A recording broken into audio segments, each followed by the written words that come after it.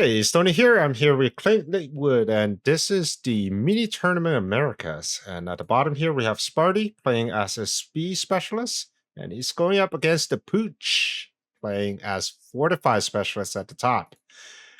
Looking at the round one positioning and unit selections, what do you think, Clint? I'm curious, does Sparty run assault mode marksman? And he certainly does. So we're going to see a very strong aggro push from Sparty here, right? Speed spec allowing these units to really move into that tower as quickly as possible and get some early tower kills and very likely some early rounds. So Apooche is going to be playing on the back foot, but that's not something that's alien to us and alien to him. We've seen him multiple times through, I think, a few different tournaments play a very defensive and very solid aggro defense. How are you feeling about this currently? Well, it seems like both sides are equipped for whatever strategy they're going for. I see Electromag on the Arc Light, which might get picked up in a few rounds to deal with the Very strong, yeah. Assault Marksman. The fans are being positioned nicely. There's not going to be any Assault Marksman this turn, so the first round is going to go to Apooche. I'm very curious to see how this game progresses. Yeah, and in scenarios like this, right, when you're dealing with like a speed spec draft early on, are you ever trying to guess and coin flip the side that they're going to deploy on, or are you always trying to approach from like a balanced perspective?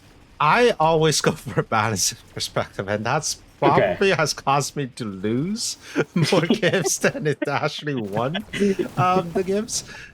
What about you, Clint?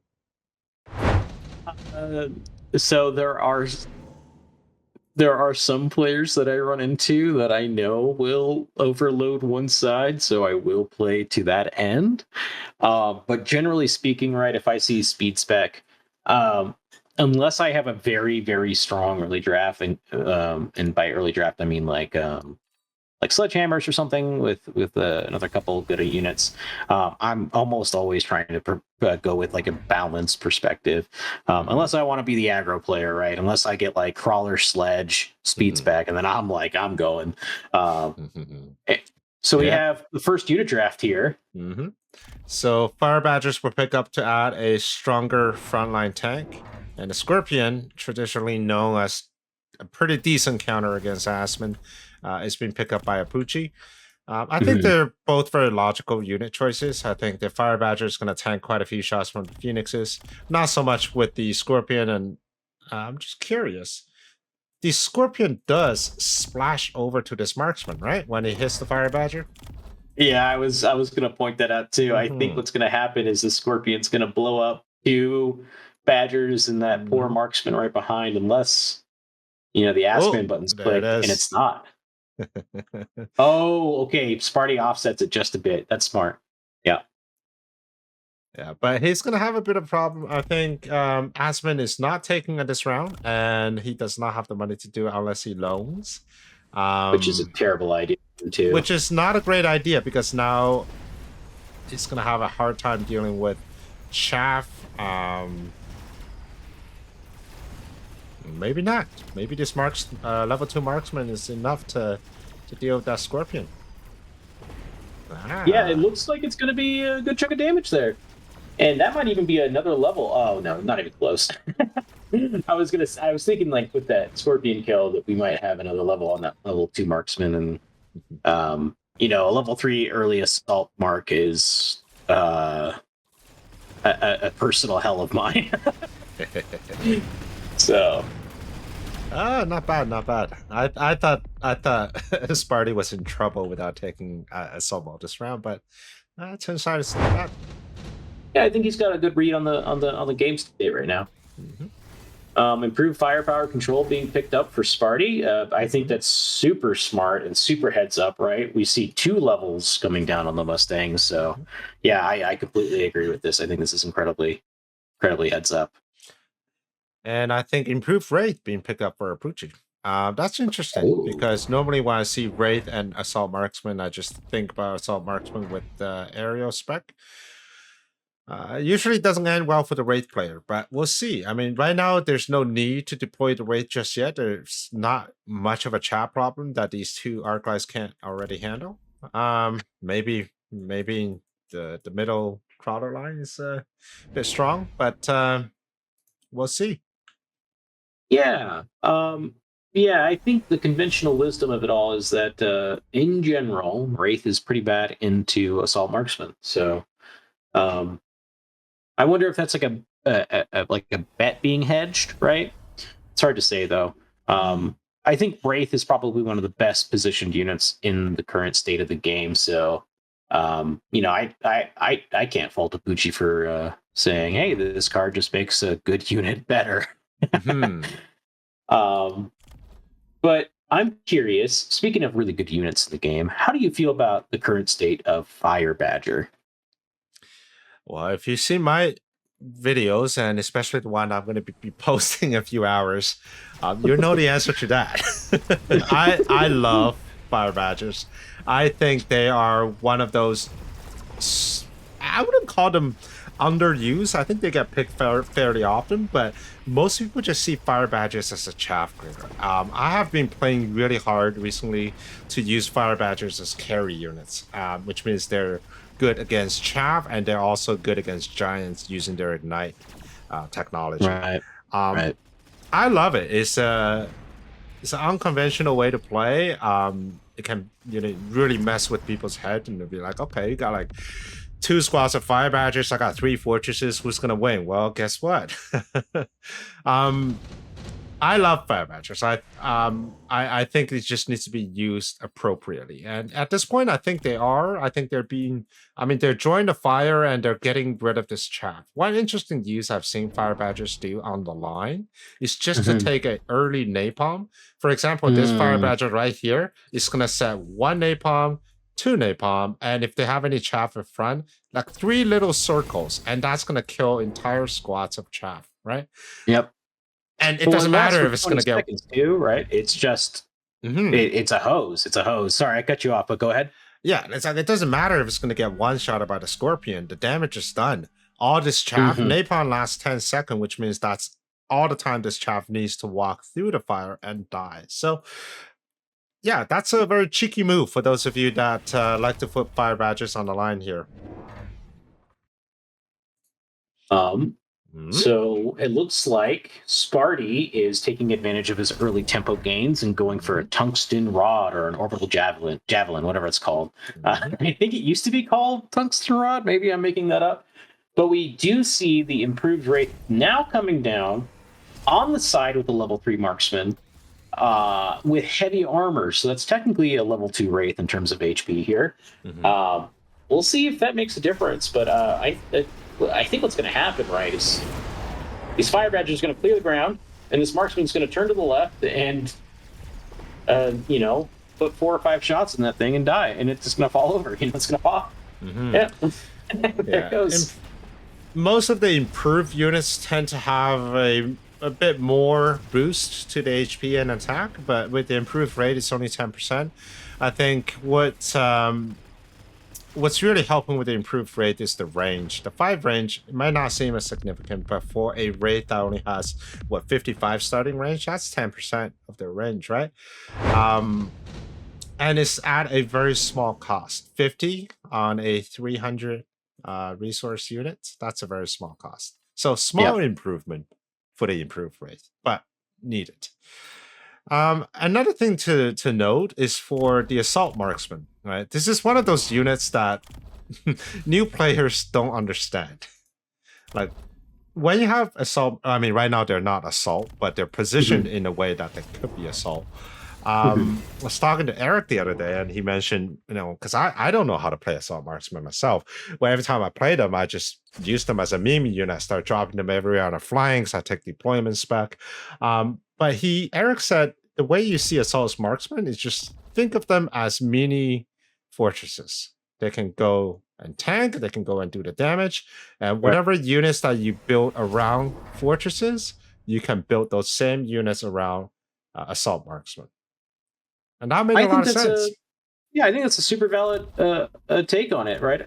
Another way to maybe think about it too is like a super arc light. I mean, they have similar splash, similar attack rates, and uh, the only major difference, right, is that I think in general, assault marksmen scale much harder than arc lights, especially after the charge shot nerf. But a couple things happened here, right? We saw range get picked up for the wraiths and absorption module by both players. This is something that I think a lot of players are sleeping on. I think this item is so good. For example, like on this melting point in the back left, it's basically a free energy absorption tech. And it's only 100 credits as opposed to the 300 or whatever the normal tech is. And I mean that really adds up very quickly. And it looks like Apooche's rushing the right side. Barely anything's left on the left as well. Yeah, this looks really good for Apooche, wrestling back some tempo. But this melting point might get a level, though. And that's where it gets spooky. And it does. Yeah, I think they might get a level. I think as long as these fans don't get in the way too much, that melting point is going to destroy everything here. Look at that. Yeah. Look at that thing go. Second, yoink. I want to suck your blood. Yoink. And there we go.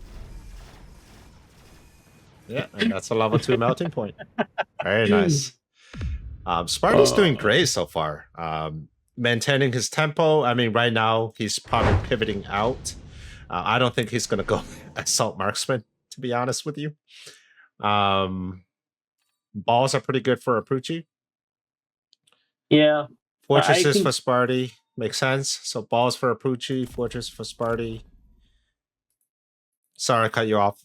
No, you're good. You're good. I was just going to say, I think the thing that I wanted to mention earlier is that I feel like Apooche has to just respect the potentiality of assault marksman, right? If you look at the unit comp here, it looks like a board that is set up to deal with assault marksman, but we don't have any assault marksman yet. So Sparty is always threatening to press that button, but which is forcing Apooche to play in a very specific way. And we're just seeing some really solid forward aggro positioned marksman, something that's pretty atypical. Usually you want these units pretty far back, kind of nestled in between your towers and doing work from afar.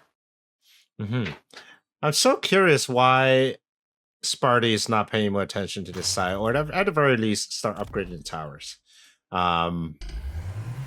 Maybe he's just waiting for that turn, because right now this side is still going to get overtaken. Hopefully he's able to defend or at least clear out most of his units on this side, but it's going to be a little bit more difficult because of the steel balls.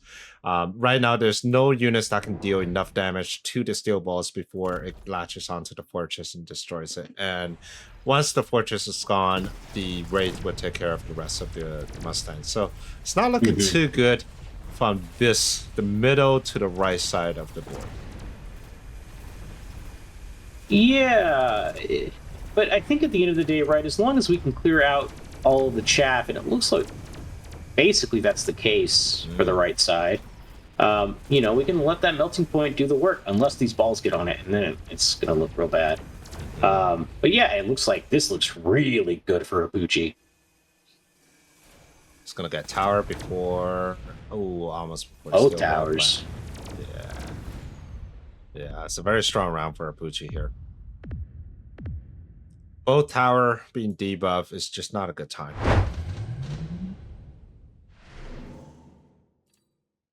All right, we're looking at cars. Wrench spec is pretty useless. Everybody's on the line. Barriers pretty useful for giants.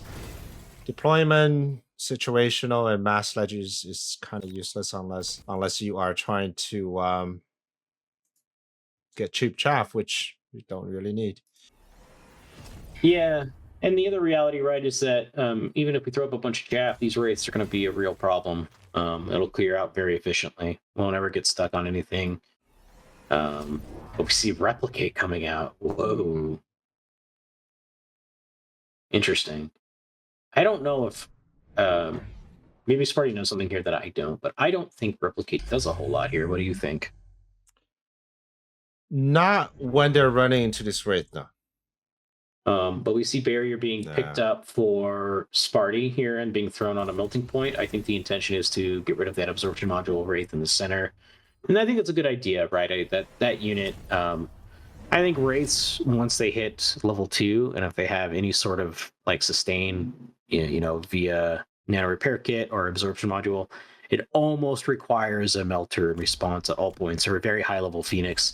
Anything else, it's a very painful waiting game. I don't agree with this melting point right here in the center. I mean, I get it, right? It needs something to clear out the Wraith right here. But the melting point is very expensive. It is getting targeted here very soon by these steel balls. And it's not really getting rid of this Wraith fast enough before it completely destroys your entire front line. So I was kind of leaning towards, hit the aerial spec and just put 2 more marksmen. You have more damage. You have a bit more spread out units, right? What are your thoughts on that? Yeah, I think there's a world, right, with these ranged balls coming in, that we want something like assault mode and range, or assault mode and AA, and that way we're not hard committing to this another 400 cost unit, and we're investing in units that already have levels on the board, right? There could be a point, right, where this back left melting point, that's I think now level 3. Yeah, level 3. We might want to just see like that it range itself, but I kind of agree with you. But I think this melter in the middle might be a little misplaced. But we are going for multiple melters this round. Okay. Nothing wrong with multiple melters in the later rounds. I just felt like there was a missed opportunity. You got a level 3 marksman here. You got a level 3 marksman here. The moment you hit this button, this Wraith is going to die super fast. This Wraith is probably going to die very fast too. But most importantly, I want this Wraith to die, because with that Wraith dead, the only chaff clear or viable chaff clear on this side is just this arc light. And that's going to hold up this entire side for a lot longer. And if you can hold up this side, you're not going to get tower. And maybe you can even win on this side. Well, that's the logic anyways. It's just a more efficient way of getting rid of the Wraith. But now with even more melting points on the board, I get it. It's now a full-on transition into melting point. Sparta even sold this level 3 marksman here. And if you look at the back, a very heads-up play by Apooche. He grabs speed and gets those balls out of harm's way from the orbital javelin that was aimed right at them. Another big thing here is that Apooche has clicked both replicate, matching Sparty's replicate, but also has clicked impact drill. Ouch. This is deeply, deeply, deeply favored for Apooche now. Sparty is now on the back foot, and Apooche is completely wrestled all tempo back, and this might be GG right here. I honestly, it's a lot of damage coming in. Okay, 492. It's close, but it's not looking good for Sparty. Sparty has to come up with some real strong answers this turn, or it's over. My God, that was such a huge round for him. Not only he added a chaff right here, which pulled these 2 guys right all the way to the corner, leaving the front completely defenseless. He's got double tech on the crawlers, winning this fight right here, winning this fight right here, and he dodged the missile with the steel balls. So now there's a lot of decision to be made for Sparty. And I guess it goes for the one-size-fits-all solution. Multi-beam. We've seen this from last week's tournament. It worked really well against a Wraith ball push. But I wonder, with so much chaff left over, I wonder if these multi-beam melters are going to get the job done. My primary concern is this set of steel balls right here. This one, which is being repositioned further up, I think this is okay. But last round, I saw these steel balls completely demolishing this melting point right here before I even had a chance to react. This round, with no missile coming down to these crawlers, everything is still going to get pulled over, which means there's not going to be any crawlers standing in front of the this melting point here. So let's see if that's what happens. Yeah, I mean, we've seen multi-melters do quite a bit of work recently. I think it was the Illuminati versus Fated Fell game, right, Mhm. where Illuminati spammed out a bunch of or multi-beam melters, and it was a real big hose. Mhm. So we'll have to see what's going on here. But I think the thing that's going to be the nail in the coffin here for Sparty is that um, impact drill is not matched, and I think that just means Sparty loses. Yeah. Loses the chat war, However, and however, however, all the steel balls are gone. And we still interesting. got a level 3 melting point with absorption module. Does Ugh. that just not die? Oh. My God. Evasive balance, everybody, right here. Oh my goodness. Wow. He's still going. It's still going. Now level 4.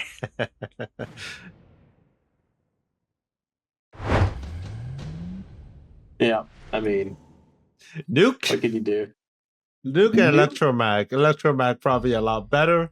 Disabling these 2 melting point, allowing the balls coming a lot faster. Yeah, but if you're I Sparty, you shield this, right? There's no way. Yeah, you're gonna want to shield this, and you're gonna want to missile this because last turn this melting point died before he was able to take down all the steel balls. Oh, wow. There's gonna be oil. There's gonna be nuke. Where's the shield, Sparty?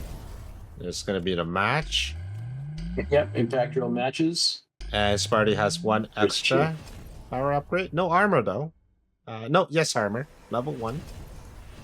And here's the shield. Where's the missile, Sparty? These guys are pulling your stuff away for way longer than they should. There's a real shot Sparty pulls this out. This nuke is going to do so much work. This oil is going to make all of these units just everybody right here. Sit. Yeah. Right in it. Yeah. But another big tech coming out from this round is what is it? I call it 8 gun. 8 but guns. I want to make sure I'm floating artillery array on the Wraith.